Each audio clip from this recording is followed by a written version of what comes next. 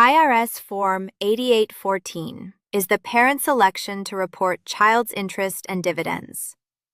If your child had taxable interest or dividend income under $11,500 and the child's only income was that investment income, you may elect to include it on your own return instead of filing a separate return for the child. This is convenient but can increase your tax because the child's income is taxed at the parent's rate rather than the child's usually lower rate. At the top, enter the parent's name and social security number exactly as they appear on the parent's Form 1040. Each child's income gets its own copy of Form 8814, so enter the child's information on each separate copy.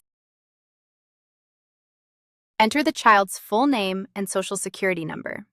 The child must be under 19 at the end of the year, or under 24 if a full-time student.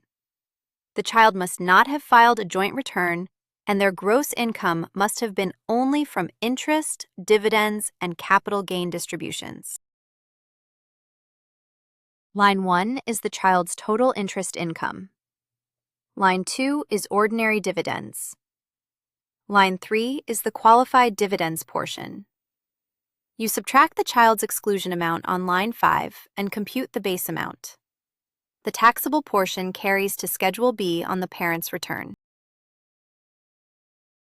You cannot use Form 8814 if the child's income included self-employment income, wages, or capital gains from a sale. In those cases, the child must file their own return. Compare the tax under both methods before deciding which works better for your family. Fill yours out free at FormsPal.com. This is general information, not tax advice.